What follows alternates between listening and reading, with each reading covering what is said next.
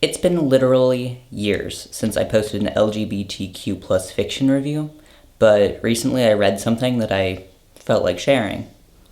Today I'm going to be talking about a YA or middle reader book. It would be an easy YA or a pretty standard middle reader book called A Song Only I Can Hear by Australian author Barry Jonsberg.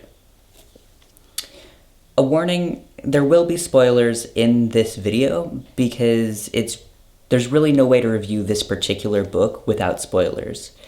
Because of that, I'm going to give a brief, spoiler-free review first so that you can click away if you don't want to ruin any parts of the story. Maybe ruin's not quite the right term.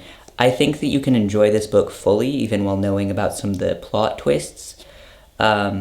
But if that's not something you want, then feel free to click away after the short, evaluation.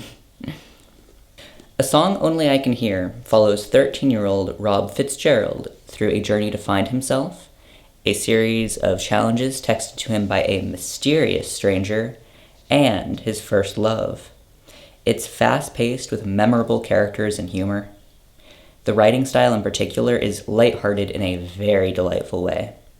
The entire book is presented as being written by Rob himself, as his first attempt at a novel. I'll read you a few excerpts from the first chapter to show you what I mean. And yes, I'm actually reading directly from the book here. I attended a writing workshop at a local literary festival a few months back. It was run by a well-known writer for young adults and children. I got a signed novel, and I also learned some things about the techniques of writing a book. I've been thinking long and hard about it. Hi, my name is Rob C. Fitzgerald. Don't ask what the C stands for. I'm not telling you on the grounds that it's hideous and embarrassing, and I'm 13 years old. Then I remembered what the author had said about tone. I looked at the word hi on the page. It struck me as way too conversational and informal. I hit the backspace button. My name is Rob C. Fitzgerald. Don't ask me what the C stand for. I'm not telling you on the grounds that it's hideous and embarrassing, and I'm 13 years old. I put my head in my hands. Think, be critical. Are the brackets and the words in them necessary? If I'm not going to say what the C stands for, and trust me, I'm not, then why mention it? A tip the writer gave me came back to me. The delete key is your best friend.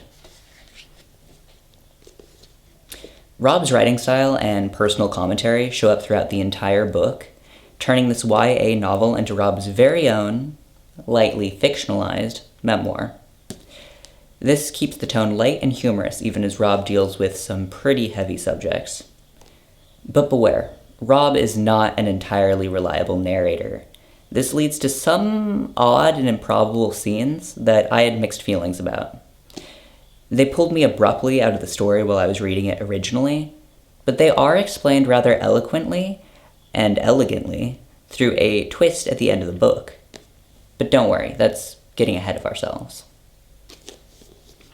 Through Rob's writing, we follow him as he falls head over heels for the new girl at his school, Destry Camberwick. Rob is desperate to impress Destry, who he's never spoken to at this point. So he turns to his parents, grandfather, and best friend Andrew for assistance. His grandfather, a fiery war veteran who swears like a soldier and takes bets on when the fellow residents of his nursing home will die. Quite a character there. Comes up with the first plan, sports. Rob has never shown an ounce of sport talent, but he tries out for the boys' soccer team and does amazingly well. That alone is not enough.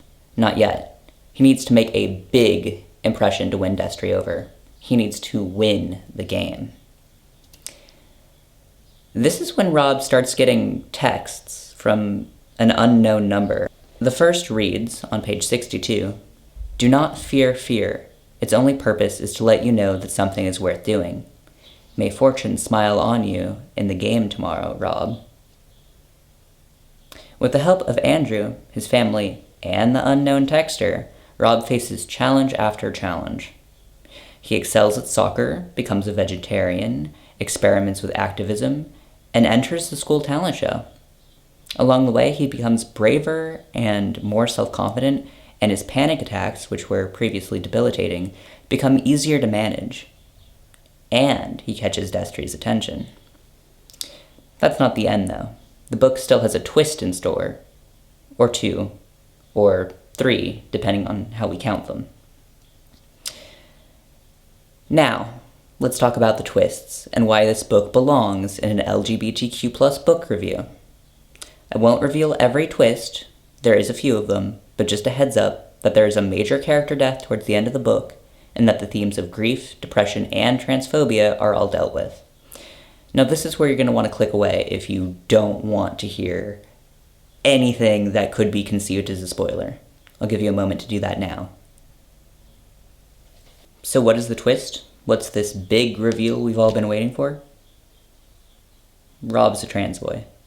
He has it announced on stage during a school-wide awards ceremony so that everyone, crucially Destry, knows. This is his final step in self-acceptance and completes the final challenge that he was texted by the unknown number. Following the main events of the book, there is a final chapter.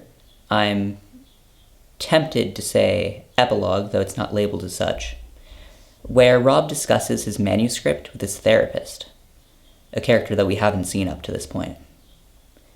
She points out many of the ways in which he sugarcoated his life, from minimizing the bullying he faced at school, to painting his family as more accepting. It's a really succinct summing up that reveals all the ways in which Rob has been an unreliable narrator, and ultimately it serves a really interesting narrative purpose. When I initially finished reading this book, I had to take a minute and really think about it. I first thought back through everything that had happened. Was there any indication that Rob was trans, or was that just thrown in at the end? At first, nothing came to mind, but after a while, the subtle hints did start to come back to me. His discomfort with public bathrooms, his hesitancy to change in the locker room, and his unhappiness with his voice. All of these were things that upon my initial reading I dismissed as just more traits of a shy character. But they all subtly suggest his transness as well. Suddenly they were given more depth. Suddenly there were concerns about passing, about safety, about being comfortable in one's body. This extreme but meaningful subtlety, I think, is what the book does best. It speaks to the trans experience in a way that doesn't, at least immediately, center struggle, and which opens up the narrative to being reread a second time with a new perspective. For that reason, I feel that this twist works extremely well. Despite that, or perhaps I should simply say on the other hand, something about it, meaning that last twist, does sit a little uneasily with me. I'm not the only one either. Reviews of this book on both Goodreads and Storygraph are very mixed for precisely this reason. Is the extreme subtlety throughout the majority of the book undone by making his transness the focal point of the climax of the story? Not just that, but having his public coming out occur literally on stage, presumably for his cis classmates and cis crush? I don't have an easy answer for that. On the one hand, his coming out does seem to make a very big deal of Rob's being a transgender, something that throughout the rest of the book he seemingly did not want. On the other hand, his coming out is shown to be very empowering and a very personal choice. Ultimately, if we got more of a sense for Rob wanting people to know or struggling with the fact that people did not know, then I'd be far more comfortable with the way that this all happened. I mean, I know people in real life who have come out on stage. It's not the showiness that's bothering me. It's that it doesn't seem to fit with his character or his character development up to that point. It seems just a little bit out of place. Because it does feel a little bit out of place, I feel like it poses coming out publicly as the ultimate path towards self-acceptance and self-empowerment for all trans people, which it absolutely isn't. It can be, but it doesn't have to be. All that said, I did appreciate seeing a character that was out to his family and actively living as his gender. That was a really nice break from the more common thing we see in trans fiction, which focuses so much more heavily on misgendering and dead naming and overall the pre-coming out experience. I appreciated that dynamic a lot, as well as the fact that Rob's family and friends were generally supportive, even if they were shown later to struggle at points. Now, as with any book about identity, I do want to talk about the author a little bit. Barry Jonsberg is an older man, 70 years old now, and not himself trans. He overall seems like a very nice and thoughtful person. I will link to an interview in the description. It's in German, but Google Translate seems to do a pretty good job with it if you're interested in reading that. In the interview, he talks a bit about A Song Only I Can Hear and his intentions with it. Apparently, his goal was to illustrate that in his experience as a teacher, at least, it seems that many students don't mind if another student is LGBT. About 99% of students, he says, are tolerant. Because of that, he wanted to show that Rob being trans isn't ultimately that big of a deal. He's just another kid. I find this point of view and this goal to be refreshing, even if it means he wasn't able to speak from his own perspective. He did, I must point out, seek out the views and voices of many trans and non-trans LGBT people, as is reflected in his really heartfelt acknowledgments. I'd like to read you one line from that. I have it written down, so I'm not reading it directly from the book this time. It goes without saying that any errors or clumsiness or lack of sensitivity that may remain in these pages are my responsibility only. That's on page 278. Regardless of my other criticisms of the book, it really does seem to be written from a good place.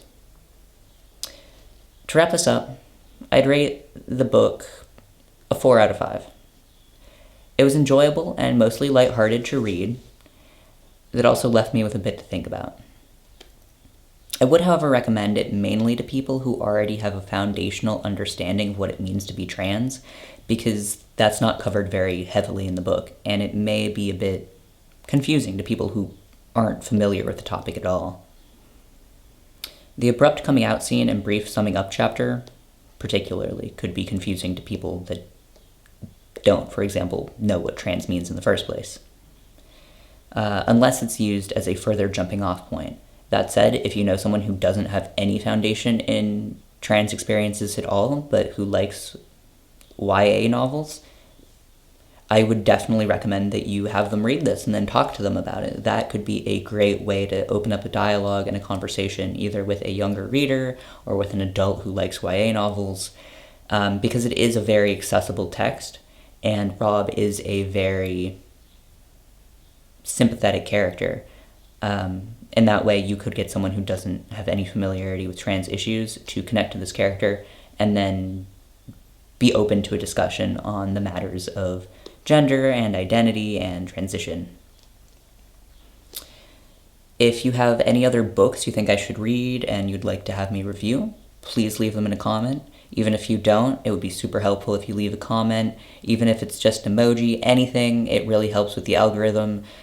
Same sort of line. Also, give me a like if you enjoyed this, or subscribe. Share the video if you know anyone who'd be interested in a review of this book. It's not the most common book. By that I mean it's not one that I see recommended on trans reading lists a lot, which is another reason why I wanted to feature it, so spread the word. It's definitely worth a read. Thank you. Until next time.